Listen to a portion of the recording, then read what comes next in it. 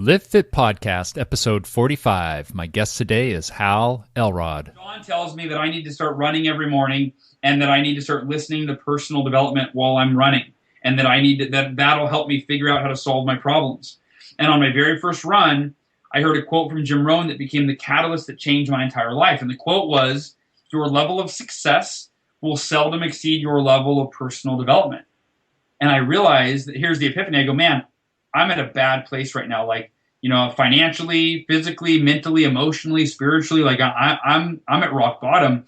And if I want this to turn around fast, which I do, my theory was, I thought I've got to create the most extraordinary personal development routine known to man so that I can quickly become the person that I need to be that can turn my life around. You're listening to the Live Fit Podcast with Glenn Johnson. Here, we'll talk about all things related to good health, fitness, food, fat loss, and the mind-body connection. Yes, it is time once again for the Live Fit Podcast. I am your host, Glenn Johnson. This is episode 45.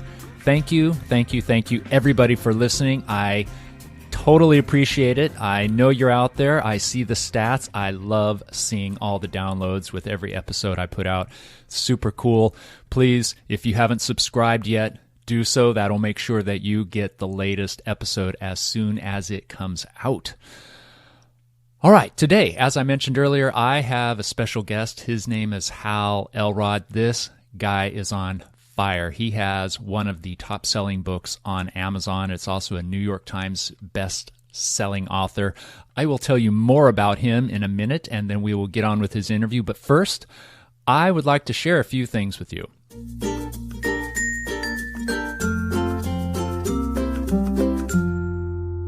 I just read a study that came out in the American Journal of Medicine, and they found that Americans are becoming less active. The study was conducted between 1988 and 2010. And what they found is that the number of women who do zero leisure time physical activity dropped from 19% to 52%. So what that means is in 1988, 19% of women did zero physical activity. And now 52%, more than half of the women do zero leisure time physical activity. Now you might think, well, what about men?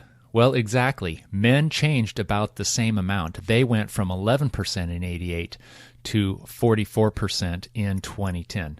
That is not good, people. We need to get our butts out there.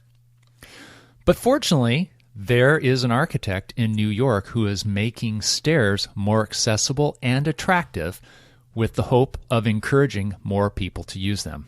I love that guy.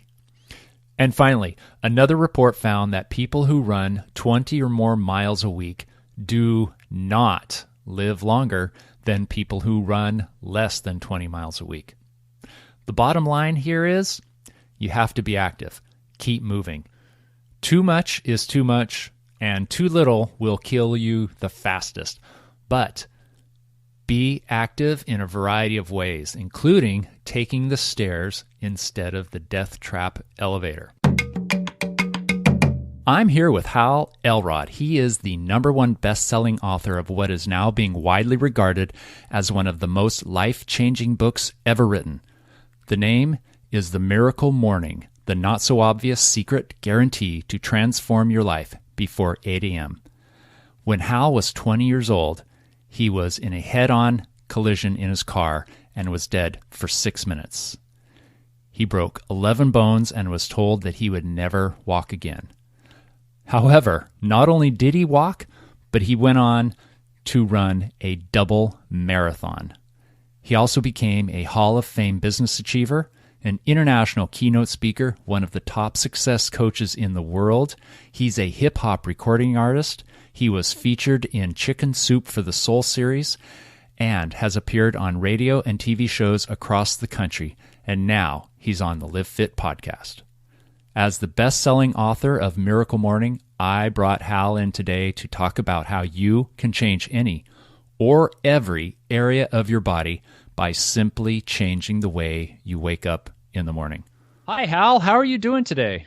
Fantastic, Glenn. Thanks so much for having me on, man. I'm looking forward to this. Oh, it's my pleasure. I really appreciate you coming on board and talking with all of my listeners today. I'm really excited about it, and if some of my listeners don't know who you are right now, they will very shortly.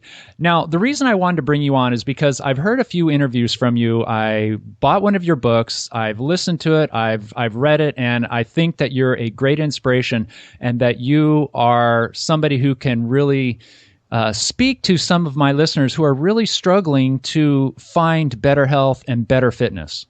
Yeah, I appreciate that, and hopefully that is the case. Now, I know that you were in a really horrific traffic accident a long time ago, and so for the benefit of my listeners, would you give a really brief kind of recap of what happened? Yeah, absolutely. When I was 20 years old, I was driving home after I gave a speech at a sales conference. I was a sales rep, and driving home from the event, I got hit on by a drunk driver at 80 miles an hour. I was in a little Ford Mustang. He was in a much larger, full-size Chevy truck, and the worst was yet to come. As the head-on collision sent my car spinning into oncoming traffic, and a second vehicle crashed at 70 miles an hour, full speed, into the door, my driver's side door of my car, basically smashed the car almost in half, broke 11 bones in my body. I broke, almost every bone on the left side.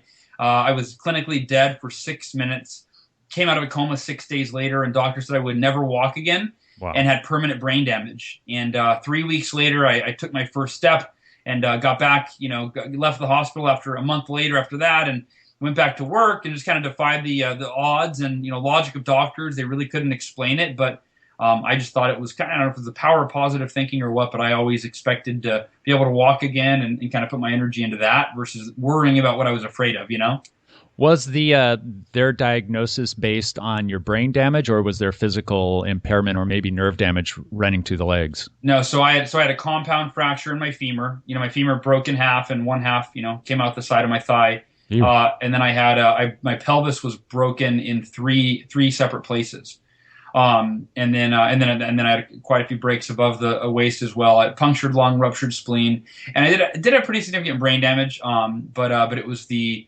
didn't know how my bones would heal and if I'd ever be able to walk again. And so yeah, I think it was primarily all the broken bones versus the brain damage.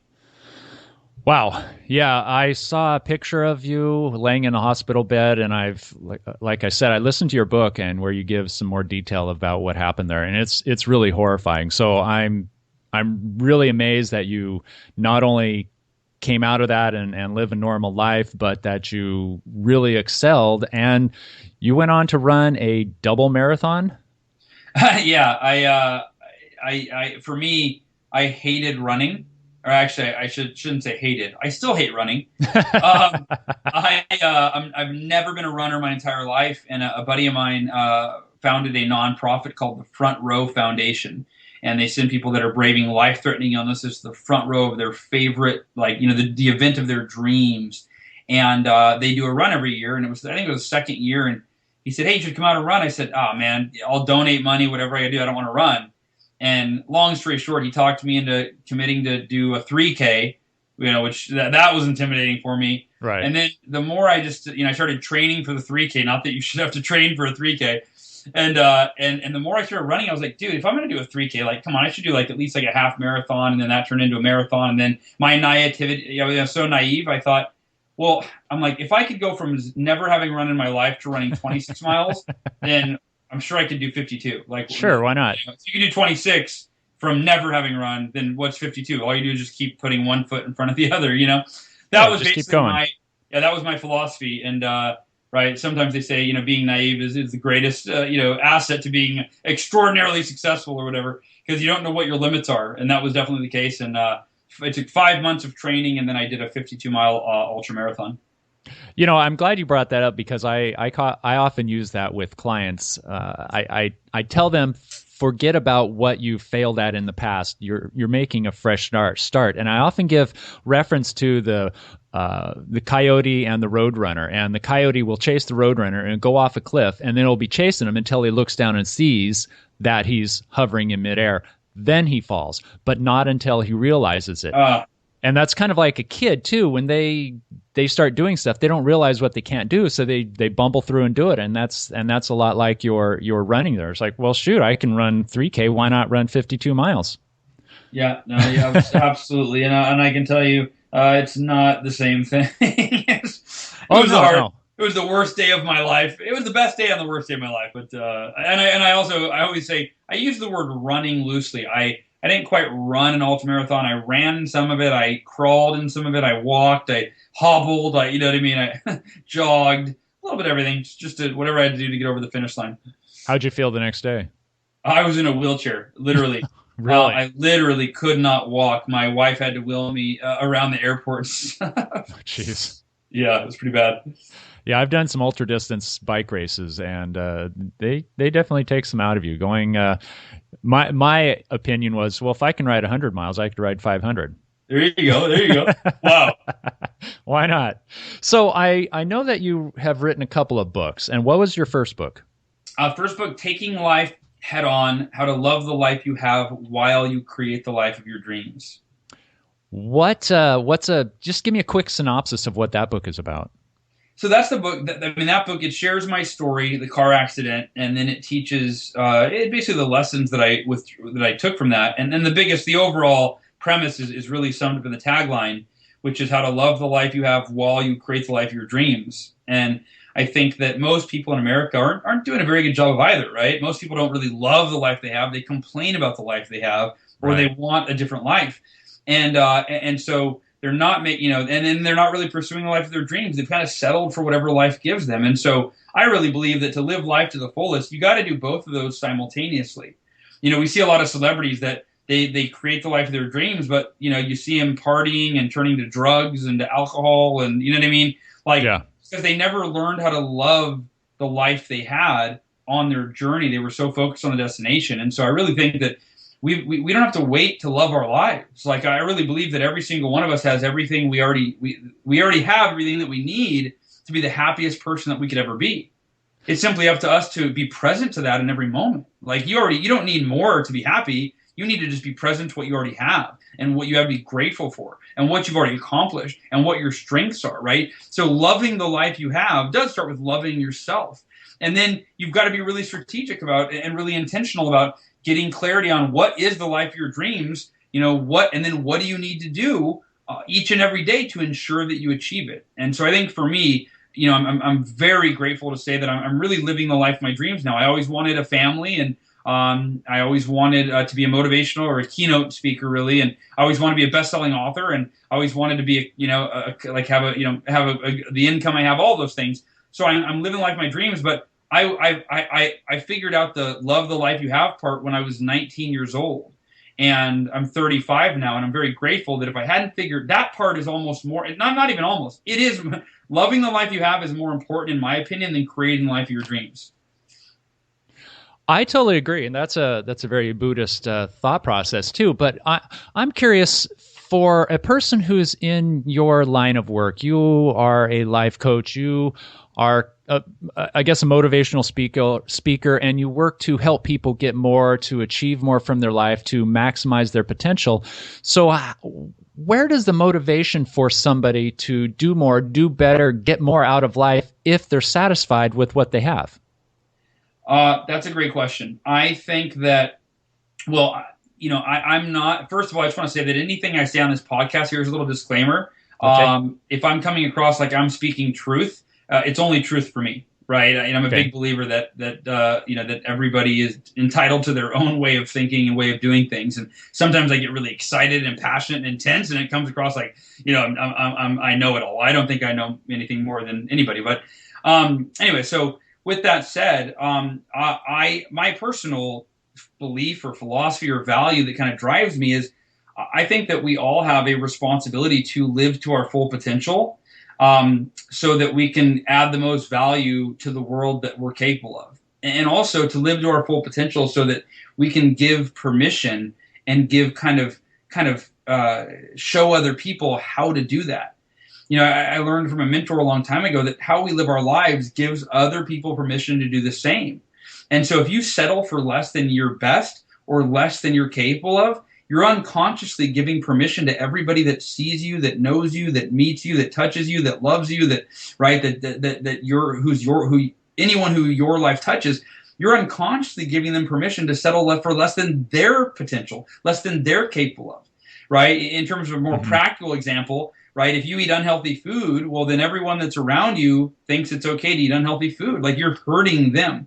And I had that realization when I was 25 years old, and I had just bought my first house, and I had my two close friends were living with me, and we would stay up late drinking or going to the bars or parties or playing video games till 2 a.m. or whatever. Right. And I was still one of the top sales reps, and kind of, for whatever talent I had, I guess I was able to, based on mediocre effort, I was able to get above average results. However, I had this, I stepped back and looked at the big picture. I'm like, based on the mediocre effort that they're seeing me put in, and therefore they're putting in, they're getting below average results. I see. And I realized the way I'm living my life is hurting people I care about. And that was a real eye-opener. I was like, that's not okay. That is not okay with me to hurt other people that I care about. And I literally felt this sense of kind of global responsibility to start, no more staying up late for no good reason and sleeping in and skipping. I got to be disciplined, and I've got to do what's right, not what's easy. And it didn't mean that I was, I didn't have any fun, but it meant that at least 5 days a week, I was really committed to living to my full potential and achieving great results. And then all of a sudden, number one, my results went way up, right? But number two, they started to see improvements in their results because I was setting a good example. I think that's fantastic. That makes a really strong argument for anybody who is a role model to really do the best they can and to show others they're doing the best they can. And they don't have to be a life coach or a personal trainer. They could be a parent or a teacher or a supervisor or even somebody who is... Or a friend. Or a friend. Yeah. Anybody can act as a role model unless you are completely isolated and you're the only one you come in contact with ever. You are pretty much a role model to somebody. Yeah, it's true. Like I said, whether or not you realize it, it's that it's unconsciously other people look at you and how you live your life gives them permission to do the same. Now, a lot of people are really driven by comfort. They're looking for convenience and comfort, and they don't want discomfort. They do everything they can. They're highly motivated to avoid discomfort.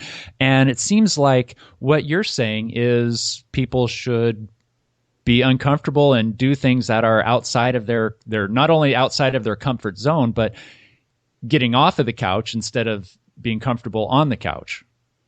Well, I mean, that's where, growth happens through discomfort, right? You think about the example of if you wanted to build muscle, right? You have to tear down the muscle and get uncomfortable, or any form of exercise, right? You got to push your body, and the further you push your body within healthy limits, right, the more growth you experience. And it's true in every area of life.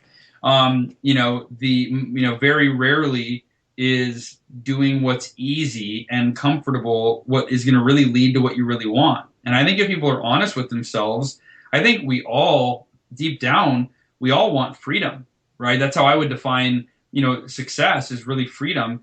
And when I say freedom, I mean that in every sense of the word. Freedom to do what you want, when you want to do it, and with whomever you want to do it with, right? True. And usually that requires money, not always, but usually that requires money, right? Mm-hmm. So the idea is, if you're being really honest with here's what I would say. If someone says, no, I'm just happy being how I am and I don't need any more, right? Right.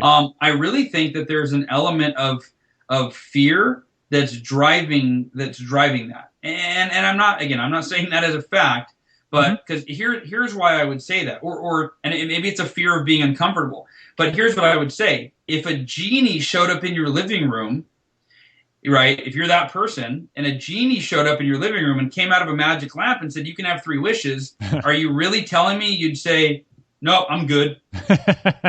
Right? Really? No. There's nothing else I want, dude. I'm happy just being me, just being right. No. Right. You'd probably say, "Wow. So wait, there's no limit to what I could have right now, right?" And I bet you'd have some wishes. So my philosophy here, my angle, my perspective is whatever those wishes are, that's what you should be working towards every day. True, true. And those wishes would probably circle around to money and six-pack abs. Yeah, there you go. There you go. Now, Yep. I'd like to talk to you about is it your second book, Miracle Morning? Yeah, that's the one that's taken off. Yeah. Yeah, that is a fantastic book. I listened to it about a month or so ago, and in fact, I was listening to it a little bit this morning when I went for my workout at the gym, and just to kind of get pumped up again. And it's really good stuff. It's great stuff. I understand why it's doing so well. So congratulations on its success. Thank you. I really appreciate that. And can you give a quick synopsis of what the book's about? Yeah, so I'll give a quick backstory here. So I've never written a book because I wanted to write a book, right? Meaning, Yeah. both of my books were written out of that sense of responsibility that I just described, where I figured out some things that radically changed my life for the better, and I felt like I'm being selfish if I don't share these with people. Mm-hmm. My first book, Taking Life Head On, and that was a friend that told me that. My friend John. Who is one of my closest friends. In fact, now we're part in business together on some things. He did my live event with me, and we're doing the next one together. But he said, Hal, I know you don't think your accident and your recovery is a big deal because you did it. It happened to you, and you did it. You went through it. Because I thought it, and I just was like, yeah, I died, yada yada yada, and then I came back, and I didn't realize it was a big deal. He said, but Hal, the way you came back and your attitude and everything, he said, that could change people's lives if you shared that with him. And he said, I really believe you have a responsibility to do it. And I think writing a book's probably the best way where you can impact the most people. And I was like, wow, I never thought of it that way. And this was, I was like 21 when he told me this, right? The accident happened when I was 20. It was like a year or two later. And I was like, wow. And I started writing the book. It took me 5 more years to finish it. So it was by no means was I a writer. And then in 2008, about 9 years after the car accident, the U.S. economy crashed. At that time, I was really at the peak of my success. Up until that point, I was earning $10,000 a month, which that was like a dream of me to get to that like kind of magic number for a long time. I was 25 years old. I had just bought my first brand new house. I had just bought my dream car as well. Life, I was like, I had just left my sales position. I hit Hall of Fame with my company and then pursued my dream of being a coach, a speaker, and an author. And so everything was happening. I couldn't have imagined life like the life of my dreams, right? I'm 25. And almost overnight, the U.S. economy crashed. Everybody can remember this, right? 2008. Oh, yeah. It felt like it would happen very fast, but I went from $10,000 a month to $4,000 a month. Which, when your mortgage is $3,200 a month, $4,000 a month doesn't cut it to pay your mortgage and your car payment and your expenses and plus I was an entrepreneur, so I had $2,000 a month in business expenses, right? So I started living on credit cards. I was 50. 6 months went by. I'm deeply depressed. I'm in the worst shape of my life. I haven't exercised in 6 months. I'm $52,000 in credit card debt. My house, I've stopped paying my mortgage. I'm about to lose the house, and that was my rock bottom. It was the worst time in my life. I was deeply depressed. And to keep a long story short, I went on a run. I had a conversation with John. Once again, my friend John, every conversation with John has led to a turning point in my life. So John tells me that I need to start running every morning and that I need to start listening to personal development while I'm running. And that that'll help me figure out how to solve my problems. And on my very first run, I heard a quote from Jim Rohn that became the catalyst that changed my entire life. And the quote was, your level of success will seldom exceed your level of personal development. And I realized that here's the epiphany. I go, man, I'm at a bad place right now. Financially, physically, mentally, emotionally, spiritually, I'm at rock bottom. And if I want this to turn around fast, which I do, my theory was, I thought I've got to create the most extraordinary personal development routine known to man so that I can quickly become the person that I need to be that can turn my life around. Yeah. And so I went home, I did some research. The next morning I woke up an hour earlier than normal, which for me was crazy because I was not a morning person. I woke up at 5 a.m. Wow. And I did this personal development routine that I had created. Wasn't called the Miracle Morning. It wasn't going to be anything. It was my own personal, strategy. And that morning changed my life because 1 hour later, 1 hour after doing this ritual, this routine, Even though my life was a mess, I felt amazing, Glenn. I felt like I was at a level 10. I felt confident. I felt motivated. I felt energized. And I thought, if I start every day feeling like this and I have this much clarity, it's only a matter of time before my outer world reflects my inner world. That was my theory. And I didn't know how fast it would happen. It was less than 2 months later, I had increased my income from $4,000 a month to $12,000 a month, doing the exact same business. I didn't change careers. I didn't get a promotion. I just, through the clarity and the confidence and the energy and the planning and everything that my Miracle Morning gave to me, I just figured out how to scale my business and triple my client base in 2 months. That was it. I went from being in the worst shape of my life, having not exercised in 6 months, to training for that 52-mile ultra marathon that I completed just months later. And my depression didn't even take 2 months to go away. It was literally, I don't know if I would say it was gone, but it went from like a 9 on a scale of 1 to 10 to like a 2 that morning. Wow. And that's why 2 months later, I started calling it my Miracle Morning. I'm like, dude, this is a miracle. I can't believe how fast every area of my life just changed. It was my Miracle Morning. I taught it to a coaching client, and the rest they say is history. Now it's become one of the highest rated books in the history of Amazon.com. We have I don't know, 600 5-star reviews, and now tens of thousands of people around the world do it every day. And I'm still in awe. Every time I get an email or something from somebody saying it changed their life, I'm like, really? My little, the little book that I wrote in my living room, by myself. I mean, I feel so small in comparison to kind of how big the Miracle Morning has become. That is so awesome. Thank you. That is the reason to write a book, but it's not just an entertainment book. It's one that really can change lives, and so that is like the most awesome thing I can imagine. It was my vision, but you never know. When you're writing a book, you're like, you get so close to it, you're like, is it even good? Right? Is anyone gonna read this? And I had surveyed people before, my community, and roughly 70 to 80% of people would describe themselves as not a morning person. So I was like, I saw the need for it, but I'm like, do they buy into that limiting belief so strongly that they're going to be like, not for me, Well, that's a difficult thing there, and I've experienced this myself, and I am both a morning person and a night person, which is not a combination that works very well unless you sleep during the day. I am at my best usually after I put the kids to sleep and the wife's in bed tucked in, and then I really shine between 9 and 11 o'clock at night, but I also shine at 5 in the morning too, but unfortunately I don't do well on 4 or 5 hours sleep either. So that's a bit of a difficulty. And so your Miracle Morning is essentially a morning routine, correct? Yeah, I mean it's basically, I guess if I had to sum it up in the Miracle Morning it's a morning ritual that is designed to help you accelerate your personal development so that you can, as quickly as possible become the person that you need to be to achieve whatever personal and professional results that you want for your life. And it can be used for anything.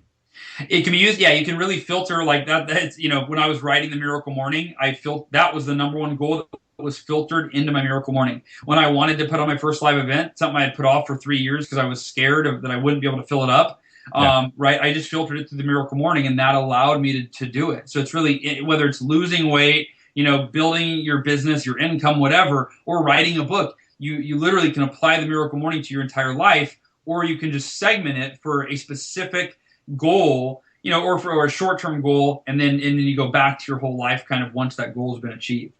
Now, I'm going to recommend all my listeners buy your book or the audio book because I think it's that great and it really can help them with their goals. But can you tell us how they can maybe customize it towards their fitness and health improvement goals? Yeah, absolutely. And again, the Miracle Morning, right? That for me is how I went from never having run in my life to 5 months later running 52 miles in one day, right? Yeah. I use the Miracle Morning. So here's how you can, so let me go over this. So there are 6 practices of the Miracle Morning, and these are called the Life Savers. Savers is an acronym that represent the 6 practices. The first S is for silence. That's your meditation or your prayer time or a combination of both. I didn't think much about meditation. This was 7 years ago that I think that I started the Miracle Morning. Yeah. But I read this article called Fortune 500 CEOs That Meditate. And just the title caught my attention because I was always like, man, I'm about results, right? Like I don't have time to meditate. I just want to get results. Right. And I read this article and I was like, wow, some of the most successful people in the world swear by meditation. I've got to give it a try. Right. And it really is an opportunity to increase your ability to focus, your discipline, your willpower, your cognitive ability. I mean, there's so many lower your stress, so many benefits of meditation.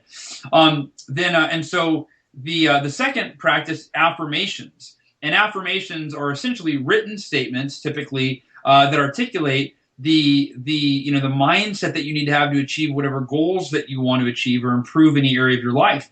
Affirmations have kind of gotten a bad rap over the years because they're phrased, most people phrase them. They've been taught by the gurus, right? I am blank. And what happens is if you go, I am a millionaire, your subconscious mind goes, no, you're not. Yeah. And so you're fighting, it's this incongruency that just it's not effective. The other way that affirmations are taught by the gurus is, like, I know a very popular one is, money flows to me in abundance with ease. What the hell does that mean? Like, that creates a visual of me, like, money flying, like you in one of those phone booths with like a fan and a bunch of money and you're attaching it, right? Like, what is that? So for me, the way I teach affirmations in the book, I kind of break down this like 3-step formula on how to create your affirmations in a way that's real, that's based in reality. So, for example, I am committed to making 20 phone calls a day, prospecting calls a day, 5 days a week to achieve my goal of blank so that I can blank, right? Yeah. That is an affirmation that literally is reminding you of what your goal is, why it's important to you, and it's programming your conscious and subconscious mind with the activity that you need to do every day. That's an affirmation that gets results, not one that makes you imagine money flowing into your life effortlessly, right? So basically it's keeping your plan foremost in your mind. So you could use that for exercise. I will go for a 1-hour walk today right after lunch or whatever it might be, right? Yeah, and that's what I was just going to say. So my affirmations when I was doing my ultramarathon were all around like what beliefs I needed to adopt to be able to, actually even try to do that. It's like if you don't believe you can do it, you can't do it. So you reinforce the beliefs. I reinforced the goal. I reinforced the reasons why am I doing this. I'm doing it to, prove to myself that I could overcome any limiting belief that I have and to raise money for charity. It was kind of a dual purpose, Mm-hmm. And then when I was writing the Miracle Morning, my affirmations, right, they were directed toward why I was writing the book, that I was committed to doing it every day, on and on. So yeah, you can apply them to your fitness goals, your diet goals, etc. The V is for visualization. And visualization as well, you can apply that to, so here's what I tell people. Don't just see, like gurus teach you to picture the end result. See yourself crossing the finish line. Well, guess what? There's a lot of stuff that needs to happen between you crossing the finish line and sitting on the couch. Yeah. So I visualize the finish line. I spend a few seconds on that just to feel it and go, yeah, that I'm going to do that. But most of my visualization is spent visualizing what I'm going to do that day to get there. And that's where the power comes in play. So all of the lifesavers, you can filter everyone through any outcome that you have. Good. That's awesome. So visualization, that's my tip on visualization is that you visualize the end result because that helps you feel that it's real and you start to increase the belief that it's possible. Yeah. But majority of your visualization time should be seeing yourself do the thing that you need to do today to ensure that you make progress toward your ideal outcome. The E is for exercise. And exercise, here's the deal. It's not an either or where it's like, well, no, but I like to go to the gym in the afternoon or I run in the evening. Okay, do that, but you should incorporate at least 5 to 10 minutes of exercise first thing in the morning. The benefits of morning exercise, just to get blood and oxygen, to your brain, that can't be denied, So it improves your your cognitive ability, right? It increases your energy, it releases serotonin, it makes you feel better, think clearer, etc. So there's a great app I'll recommend to everybody called 7-Minute Workout. And if you have an iPhone and you search 7-Minute Workout, the one I use, at least when I got it. It was the third one down, and it's free. There's a handful of them. But it's a full-body workout in 7 minutes, and it's fantastic. You can do it when you're traveling. It's great. Maybe for you, you just, maybe you do yoga, a little 10-minute yoga video. Maybe you go on a quick run. Even on days, and let me say this, by the way, the Miracle Morning, Glenn, it is completely scalable. So there's an entire chapter dedicated. It's called the 6-Minute Miracle Morning. Oh yeah. And it's not like a gimmick, like, 8-minute out. Like, it's literally, here's on the days where you're busy and you feel like you don't have time to do a full-blown 30 or 60-minute Miracle Morning. Here's how you can get 80% of the benefit in 10% of the time. Nice. So 1 minute of really focused meditation and or prayer. 1 minute, it really only takes a minute to read over your affirmations unless they're, like 3 pages long, right? Right. 1 minute of visualizing that key activity that you're committed to doing that day and see yourself doing it with ease and with energy, etc. Right? Just visualize and then exercise. Just do 1 minute of jumping jacks. It's amazing. I do that at any given time of the day. If I'm off mentally or emotionally or physically, I'm tired, I just stand up and I do 100 jumping jacks in a row. So literally a 6-minute Miracle Morning, it is an absolute game changer. And you can filter, I mentioned exercise, right? So you can even do it as little as 60 seconds a day, right? But that's better than 0 seconds in the morning. Yeah. I'm a big advocate of that. And then the R is for reading, right? So I really believe that one of the fastest ways to increase your level of personal development, right, is increase your knowledge. Learn the things of the people that have come before you and generated the results that you want for your life. So I'm not talking about reading like 50 Shades of Grey or Harry Potter or whatever, but reading the books that will help you, take yourself to the next level. And then the final S is for scribing. And scribing is a fancy word for journaling or writing, essentially. So journaling, right? Right. Now, here's the thing about the Lifesavers. You can customize these in any order that you want, in any duration that you want. You might read for 20 minutes, but only meditate for 5, right? And you can also apply them to any goals that you have, your health and fitness goals, your business goals, etc. And they really do turbocharge your ability to quickly take yourself to that level you need to be at to take your business to that level you want it to be at, or your health, or your fitness, or your relationships, or your happiness. It doesn't matter. It's universally applicable. Also, the Miracle Morning is customizable in terms of you might go, you know what? I only want to do like 3 of those. I tried them all, but I only like 3. Okay, fine, right? It's totally scalable. And a big part of the Miracle Morning, by the way, is getting over what I call a mediocre morning. And a mediocre morning is how most people start their day, where they set their alarm for the last possible minute that they have to get out of bed to be somewhere, do something, or answer to someone. And then they hit the snooze button. You think about think about what you're telling your subconscious. The alarm goes off, and I believe that's really life's first gift to us, right? It's life's first opportunity. It's saying, hey, you claim to want an extraordinary life. You claim to want to be really successful and happy and healthy, right? Well, hey, here's the day. The alarm's going off. Prove it. And you're like, no. I know I say I want all of that, but not as bad as I want to lay here unconscious for 10 more minutes, right? It's like, that's crazy. Yeah. So I believe there's a huge difference, and this is kind of the underlying theme of the Miracle Morning, between waking up when you have to wake up and waking up because you want to wake up. Because you understand that there's precious time and opportunity available to you first thing in the morning to work on bettering yourself, to become a better version of who you were when the alarm clock went off that morning. And if you become a little bit better every single morning, every single day, then your success is inevitable, right? The things you want to achieve, your outer world will always mirror your inner world. So you want level 10 success in any area? Become a level 10 person by starting out that way every single day. Very nice. Very nice. I love that. And I was going to ask you, how do people get out of bed when they're really too tired? But I think you basically answered that question, and they have to just do it, because if their success is important to them, then it's worth it to get up 30 or 60 minutes before they need to, right? Yeah, well, that, and then also it's really, in the book there's a whole chapter dedicated to how to beat the snooze button. I know we're like on the last minute here; we don't have time to go into it, but yeah, there's this. I teach a 5-step strategy on how to beat the snooze button, and so it's not just willpower, because I personally believe in hacking, like figuring out like, hey, what are some little tips or tricks or little like strategies I could use that'll make what I need to do as easy as humanly possible.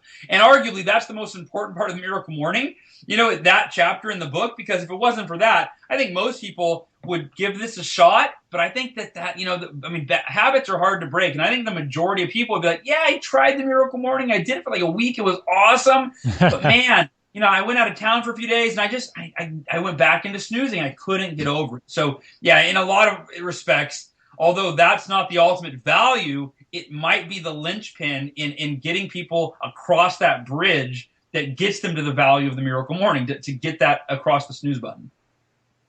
Hal, you're awesome. I can't thank you enough for joining me and sharing all of your information, your insight, and most of all, your inspiration and motivation with my listeners. Thank you very much.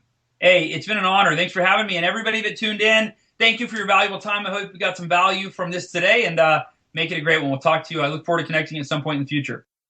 Oh, thank you, Hal. That was fantastic. Really great stuff from Hal Elrod.